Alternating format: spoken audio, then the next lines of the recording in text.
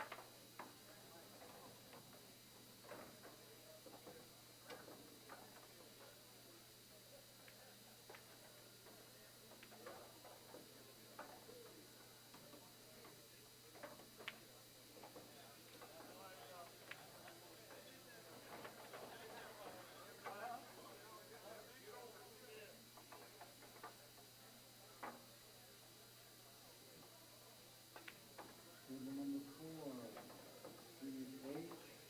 and Zimmer. Back on table number 4, Benny.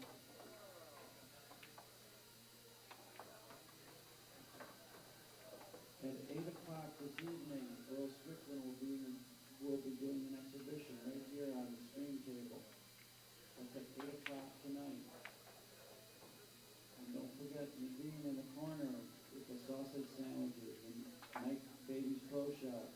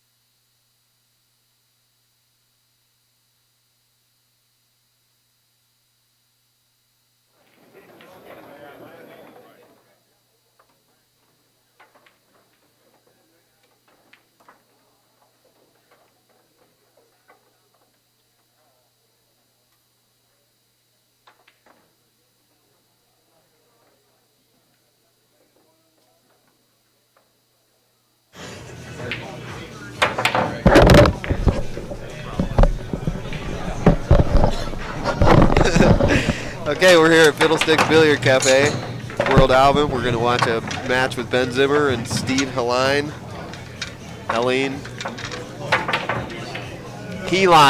Steve Helline. And we're here at Fiddlesticks. I'll let you.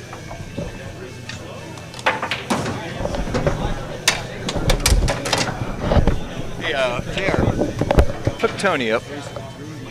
Is this on? All right, Alvin, thanks. All right, we got a couple local heroes battling here, and And along with the local heroes at the table, I've got local resident Tony Poe, good friend and pool enthusiast. You ready to sweat a good match, Tony? Oh yeah, oh yeah. This will be a good one. Yeah. Now Ben Zimmer gives up Steve Helline a game on the wire. One game. Yeah, in a race to 5. So I mean, that's pretty big jump start. That's good 20% right out the gate. Oh yeah. Steve plays good too. Steve's got really nice, solid, clean break. And it looks like he's got a tester of a 1 ball, but if he makes this and keeps from getting the cue ball to go towards the side pocket where the 6 ball is, he's off to the races. Oh yeah. Got a good little run. Start right there making the first ball. Well, he made the 1 ball, but it 2 wasn't. balls gonna line up. And another little tester. This he might have to let his cue ball loose, and it's tough because he's on the rail. Can't really get a lot of English or get. He has to get shape for the 4, or is that the 3? Yeah, the 4 ball, and all the way around. You'd have to go either hit it soft and yeah, he's going around 3 rails, and he hit that ball really good. And, Yeah, he did. And I'm kind of impressed with his confidence. He just got up there and ripped it in. Mm-hmm. Now here, most people, 6 balls by the side pocket. I want to get the side pocket shape. You're just supposed to roll forward. Right, get the corner shot. Yeah. And then just see, this is not the right shot. No. And because of that, now he's got tester 7 ball shape. So that right there is one of the differences between the real seasoned pros. Right. They're going to recognize that pattern and play it accordingly. And even a lower level pool player like me, because I just rolled up for shape. Yeah. Well, it's actually a lot simpler than having to really pound the draw shot. But anyhow, it's still manageable. It's just those little things I look for, because you see people, they'll be up at the table and it gets a little tougher, a little tougher, a little tougher, and it's usually things like that trigger all that from happening, where it just gets to where they shoot 2 or 3 shots and then they're out of line because it started off from one little out of line. Right. Well, you got a nice little angle on the 8 ball. So he's in the right direction on the cue ball after that. All right, now Steve came out of the gate real strong, starting off with a 1-game lead, and then he breaks and runs a rack to add to it. So Steve Helline 2-0. Yep.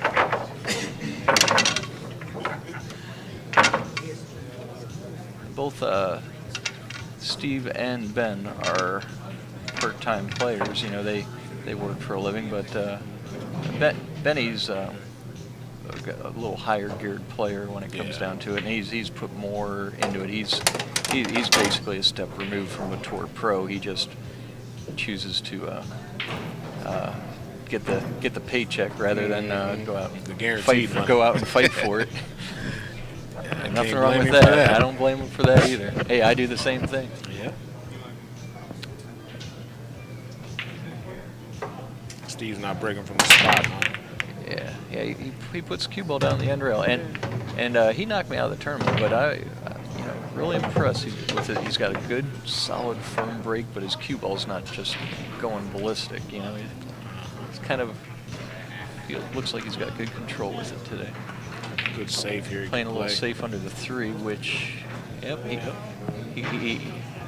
hit it good. I mean, it looked like the balls might bump, and oh yeah, he's got him pinched on the side of the 3 ball.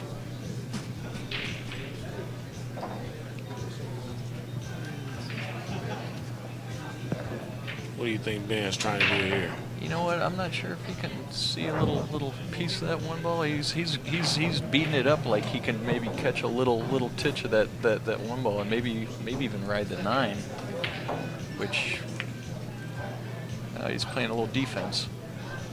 And that was a great shot. Pretty good shot there. Looks like he's leaving a little gapper where Steve may not be able to get through it, but it's a doable jump shot. It looks like he might be able to make that. Might be able to just get straight through there. But even if it's a jump shot, it's something manageable. It's kind of a bad roll for Ben to basically play what was almost the perfect safe, and let's see what he's got here. Yep. Benny got a real bad roll with that. Yeah. Because he hit a great safety, you know. Just didn't roll up far enough. Just split the wicket. Well, Steve's got himself another wide open table, barring the 6 ball. That's 6-7, yeah. Yeah. But the 5 ball's down there where maybe he can get. He's trying Tried to break go it for out, it right away. which is a really radical, and you know, I don't agree with it. There was No, me too many neither. things that could go wrong, and he actually got as lucky as he could, considering what he just tried to do. Yeah. You know that. Steve's a pretty loose player, though. He Yeah. knows some things. Yeah, and he's got himself set up for a bank shot, and if he makes the bank, he wins. But this felt's a little fresh, and it stretches a little bit. So if it misses, it might miss down to the end rail. Oh, he was going for the carom, is what he was. But it kind of looked like he got stroked it pretty quick, you know. Yeah. He didn't really put any time into it. Benny should be out. A little tough shape on the 7, but This one, I think you're just supposed to shoot in the corner. pocket. Yeah. Just have the cue ball hit the end rail there by the 8 ball, and from there it's game over. Yep. That was a good little match last game, him and Mike. Oh yeah. That was. It started. Ben was in the lead in the beginning because he got a game on wire, and then it tides turned, and then Galassi was in the lead, and then Zimmer was in the lead. Down to that combo bank. Right. Or jump combo bank. Okay.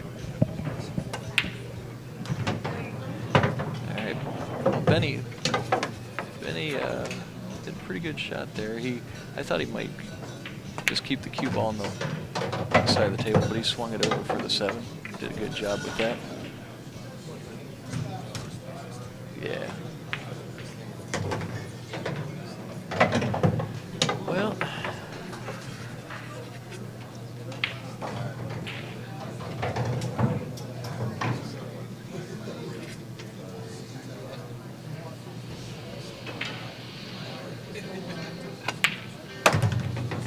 all right. Ben Zimmer he's finally won a game, and it's 2-1 Steve. They've each won one game. Steve gets a game on the wire. Yeah. Let's see if Ben can get control of the break and put a little package together here.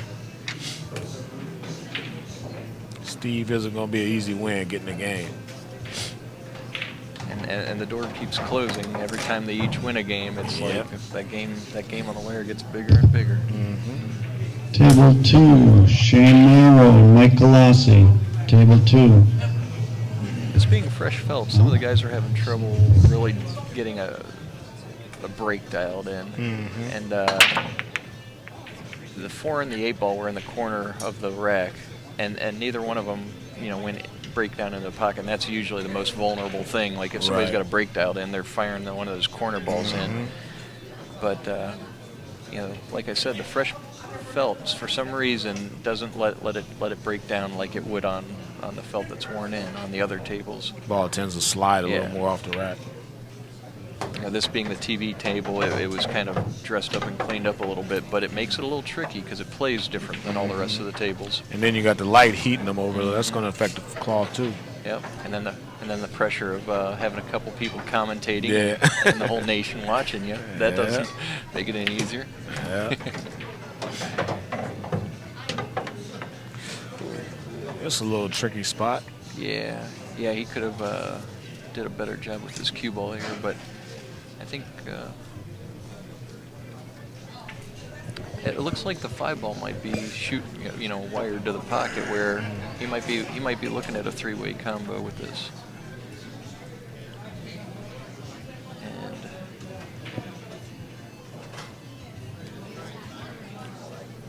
And even if he makes it, there's still the issue of where the 3 ball goes, and it kind of came out, but it's still a little tester.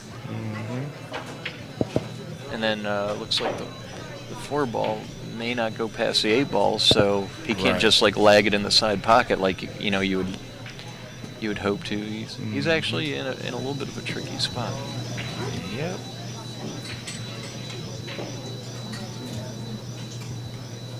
But I really don't have a clear answer of what the right shot would be here. He's playing defense, which I don't disagree with at all, Right. because if he did something offensive, the chances of it coming out good were slim. So I would have tried to get the cue ball a little further down behind the 9 ball. Right. That's the only thing I Yeah, fault. Ben's got a pretty good bank here. Yeah, and for somebody that gets up shooting, getting up shooting banks confidently, I'd say this is maybe a 60-70%er, But the longer he sits and stares at it, it makes me think Right. that he's not comfortable just getting up and ripping that bank. So Right. And he could have with a little two-way shot. yeah, No, he's safe. playing defense, and he hit a great defensive Yes, he shot did. there. And then the 6 ball kind of protects the backside Oh, of it. yeah. It's From the kick. he's Ace protecting him from yeah. this. Now Steve's Side rail. gonna have to kind of put a little spin in to get the hit, and then maybe he looks like he might just trying to hit it soft and then maybe get a re-safe off of it. Yeah.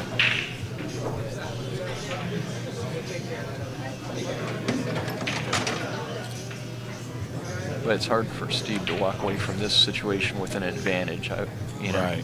Like he got a good hit and he didn't leave anything wide open, but he didn't really get a big advantage out of it.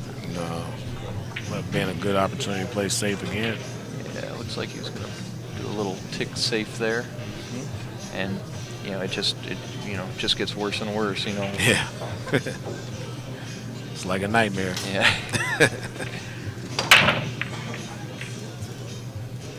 And that's the funny thing about some safeties. It's like they may not work perfectly the first time around, but it sets up for the next one. Right.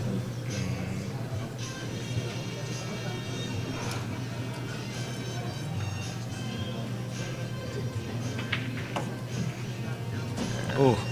Yeah, kind of looked like he might, like if he hit it thin, he might have been able to do the 3-8 combo in the side, but I don't know if that even had the speed to actually make the 8 if he would have got it right. Well, from here, this all kind of opens right up. Yep. On the side. Yeah. Roll down for the 6. And the 7 goes in either pocket, so he could play shape whichever way he's most comfortable with. Right. And the only thing I would say, the pocket by the 9's the better pocket, because then you could use the rails on the opposite side. That's what he went for, Yeah, too. yeah, he came around. But if he tried to shoot it in the other corner pocket, now that 9 ball is going to interrupt his position. Right. So he's got this to where it's going to be a 2-2 match, and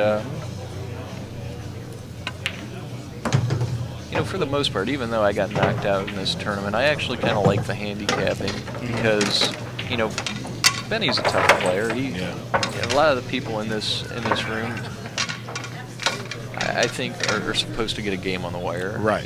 Right. And even though Steve's a great player, Ben's known to have just a little more firepower, and I think it's justified. But it makes it, interesting. Oh, yeah. And adversely with Galassi, Galassi was giving Ben a game on the wire. Right. And it turned into a hill-hill match, It's just good action. Yep. Yes, 2-2 right now.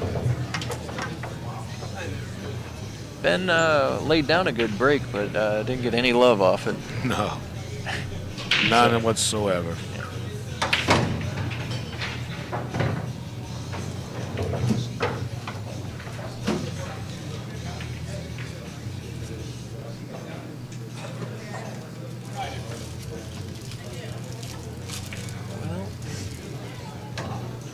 Looks like he's maybe swinging hard at the 9 ball. Yeah, he was trying to carry him. I could tell by his big old pump strokes Yeah. there that he was going swinging for the fences at something. Yeah, he was going for it. Yeah. Well, the Line it up now. 2-9er is there, but whether or not he can get enough cut on that 2 ball to Right. make the 9's in question. Yeah, it's a pretty big pocket. Yeah. And jacked up a little bit, and he's trying to put a little draw on it to get his cue ball out out of the way.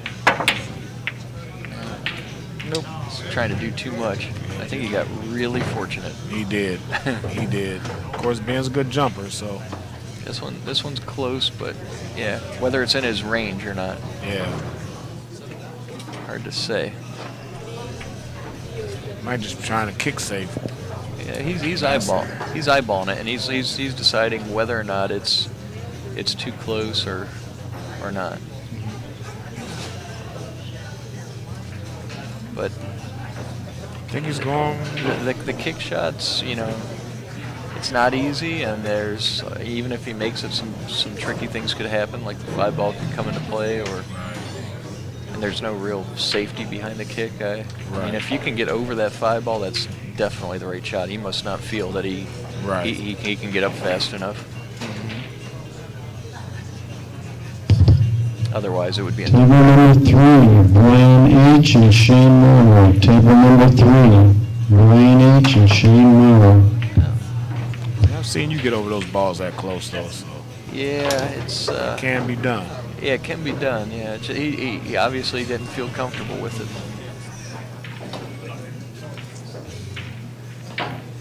Well, Steve's got an open shot, but the cue ball's a little tricky here, and he might be looking to kind of go in between the 3-5. Right. And just shoot the 3-ball in the same pocket. Right. That's what he was cueing right there in the beginning of that. So whether or not he stays with that shot, we'll see.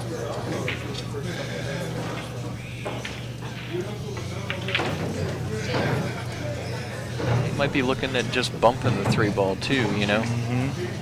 But it looks to me, the way he keeps readdressing it, he can't just like roll it in because the scratch comes into play.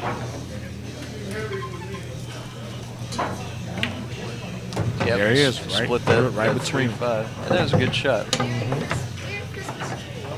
Good shot, smart shot. It was probably the safest of all the options. Right. Now, I don't know if he wanted to shoot this. I think he's got a shot in the corner pocket, but I don't know if that's what he was trying to swing his cue ball out there. Might be playing a 9. No, I think, yeah. Yeah, he got forced into the combo. Wow, look how close he came to the scratch. Yeah. Well, 3-2 Steve.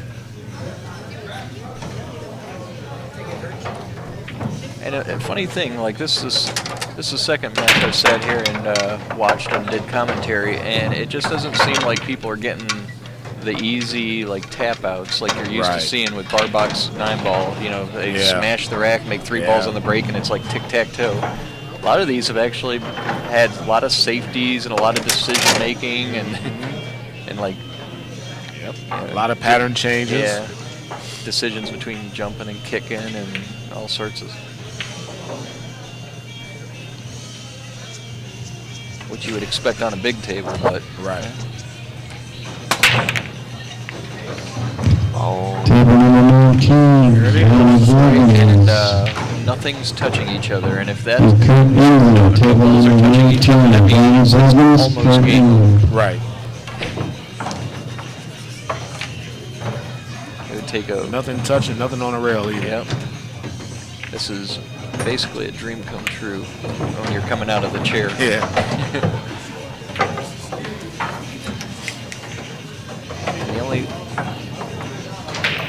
Everything sets up so nice too. Like the 4 just kind of like you can shoot it and stop, and you're like right there on the 5, and the 5 you just roll forward a touch, and you can shoot the 6 on the opposite side, or you know, it's like such an easy layout. Nice little tap out. That's gonna bring it to a 3-3 if everything goes like it's supposed to. Yeah.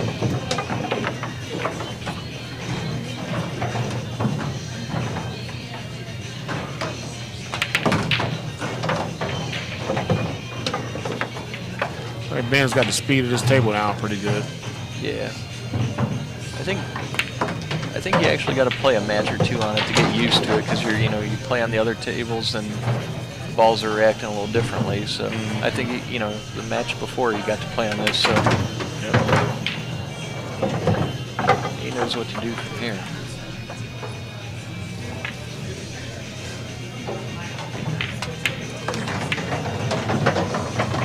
Pretty good little event here to have in Fiddlesticks. A nice draw. Yeah. Got some good players in the house. Yeah, good players. Kind of cool getting getting a famous cue maker and a famous pool player in one, coming along with a world champion pool player in Earl Strickland. Right, right. Mike Galassi, you know, his pool game. People don't realize that guy plays I seen rock that. solid. Tell he's not used to the bar table a lot, but man, I can tell he can move. Yeah. Beautiful stroke. Well, you and I grew up watching the Akron Open, and he was sneaking around back in those days and getting in action. Right. That Starchers was the action room of the Akron area, and Yep. I saw him in action a lot back in those days. Saw a lot of good players come and go through there, Earl included. Yep. Well, that's a pretty good break, and it looks like outside of maybe having to shoot a 7-9 combo, he's got to get started. That's the making the 2 and then getting in shape on the 3. Right. It looks like he's just going to play defense. That's what he opted to do. Right. And whether or not, he hit it pretty good. There. He's got him pretty well locked up. And that was a smart shot rather than doing something aggressive, you know. Yep. Kind of took the jump away by putting the cue ball right next to the 9. So he's got a kick at it. Steve's a good kicker, though. I wouldn't be surprised if he hits this ball. There he goes measuring it out. This system he was telling me about. Yeah. It looks weird, but I've seen it work. Yeah, that's kind of a funny picture he's painting there. Yeah. Yeah.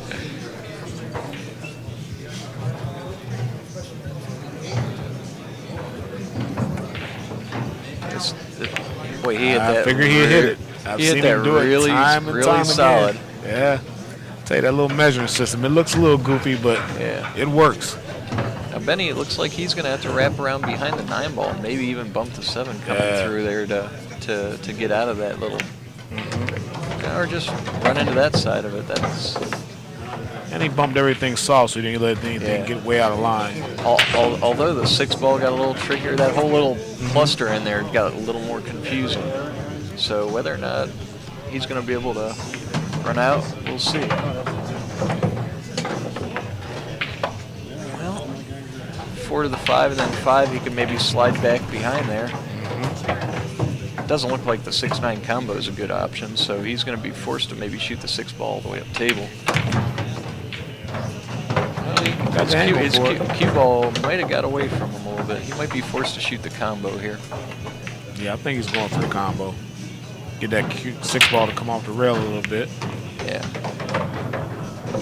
Oh, did he look himself? He's all right. He's good. Oh, we lost. It's gonna. There it is. Yeah, let's get that 6 ball to come off a little bit. Well, we got Benny on the hill. 4 to 3. Yeah.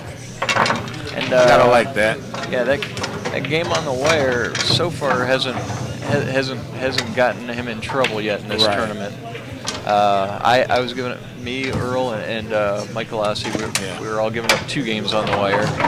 And Steve, he went through me really fast because of it. You know, he got to 5 before I could hardly blink an eye. Yeah, that's a big spot. Well, especially on the bar box where a player can run out. Yeah, and you maybe get away with it one match or maybe 2 matches, but to get through a whole tournament and giving up 2 on the wire is tough. You know. Yeah. Like I can outrun the nuts, you know, once or twice, but if you keep on doing it, you're gonna hit the brick wall and eventually. Yeah, somebody's gonna get up and like.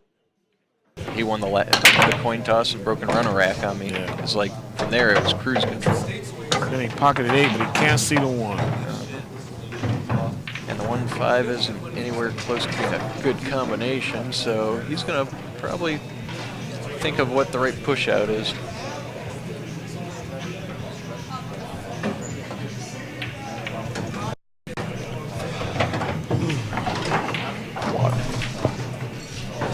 right, Benny did a push and poked the 4 ball in the pocket.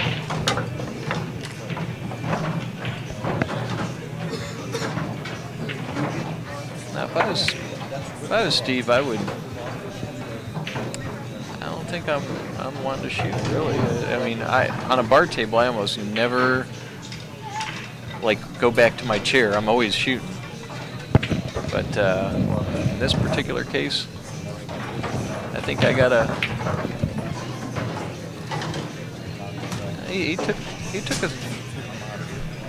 took a shot at decent safety, and I think the 1 ball goes past the 5. Yeah. So Benny's got a shot. Yep, 1 goes. So.